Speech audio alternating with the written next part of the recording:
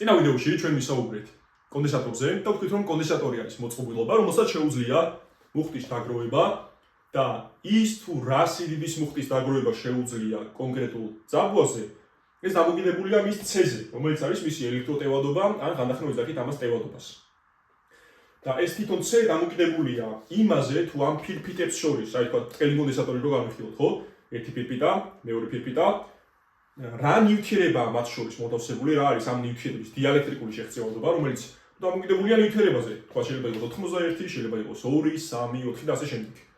ასევე დამოკიდებულია ფირფიტების ფართობზე, დიელექტრიკული შეღწევადობა არის ეფსილონი. ეს ეფსილონ 0 არის ელექტრული ბუდმივა, რომელიც არის ბუდმივი რიცხვის სამყაროში, ეს არის 8.85 გამრავლებული 10 ხარისხად -12 კულონ კვადრატი გაყოფილი ნიუტონ მეტ კვადრატზე. ეს შეგვიძლია ჩვენ ასე დავწეროთ, რომ გავიხსენოთ, ხო გქონდა ჩვენ კულონის ბუდმივა K, რომელიც იყო 9 10 ხარისხად 9 ნიუტონი მეტ კვადრატი გაყოფილი კულონ კვადრატზე. ეს K და ეფსილონ 0 უკავშირდება ერთმანეთს ასე.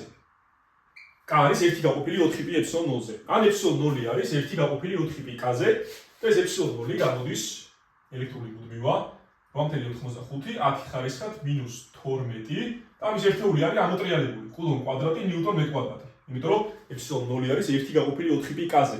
4π-ის ერთეული არა აქვს და K-ს ერთეული რაც არის იმის ამოტრიალებული იქნება ეფსილონ 0-ის ერთეული. ძალიან პატარა რიცხვია ეს ელექტრული ბუდმივა.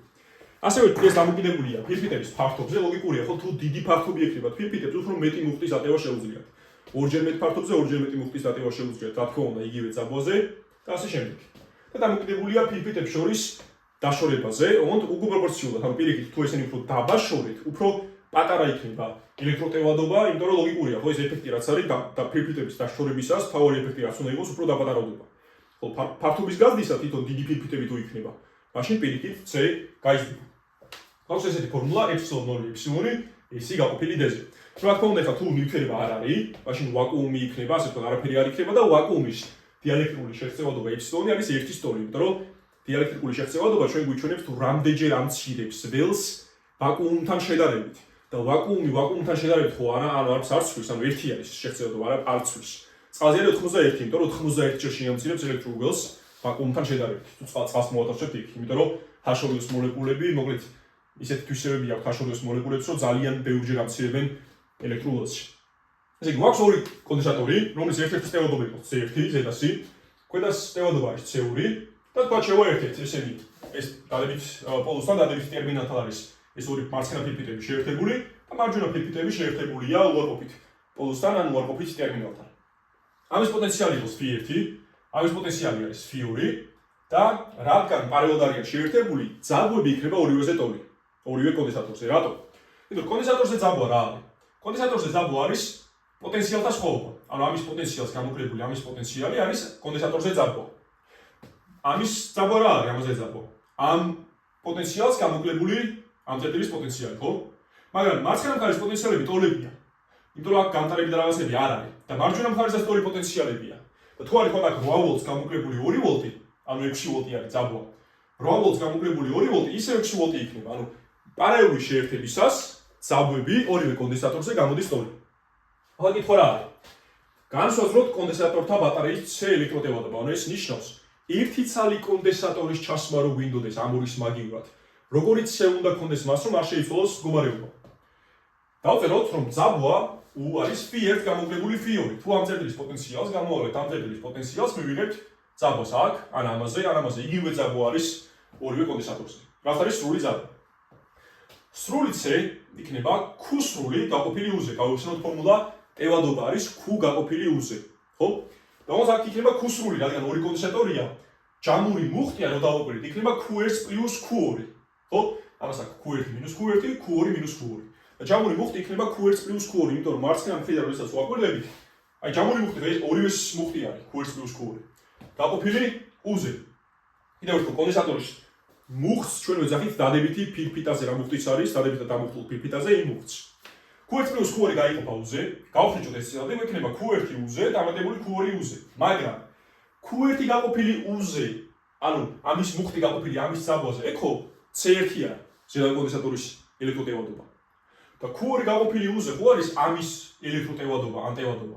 ესე იგი ეს არის C1, ეს არის C2 და გამოვიდა C1 + C2, რაც ნიშნავს იმას, რომ პარეული შეერთებისას ელექტროტევადობები პირდაპირ შეიკრიბება, აღარ უნდა მას გამრავლებები ანუ პირდაპირ პირველის C-რაც არის, უნდა დავუმატოთ მეორის C-ი. აი მაგალითი, თუ ერთ-ერთის ტევადობა არის 5 მიკროფარადი, ანუ 5 მემილიონედი ფარადი, 5-ში რა ხარისხად -6 ფარადი, გავუშენოთ ტევადობა 1 ფარადი ხო დიდია და ძირითადად რეალურ ცხოვრებაში ვიყენებთ ხოლმე მილიფარადებს, მიკროფარადებს, რაც არის მილიონედი ფარადი, ნანოფარადებს, რაც არის მიკრო არის მემილიონედი და ნანოფარადი არის მემილიარდედი. პიკოფარადი ნიშნავს მეტრილიონეთს, ანუ 10 ხარისხად -12 ფარადს.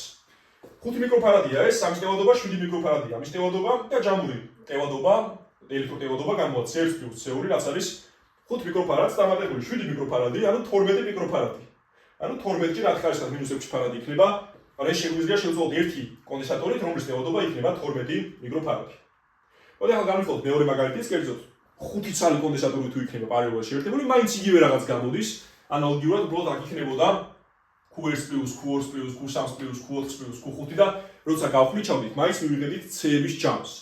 ანუ ამის C1 არის 4 ნანოფარადი, C2 არის 5 ნანოფარადი და ჩვენ გვაინტერესებს რა იქნება ჯამური ელექტროტევადობა. ეს არის C1, C2, C2, 3 C1 და 5 C2.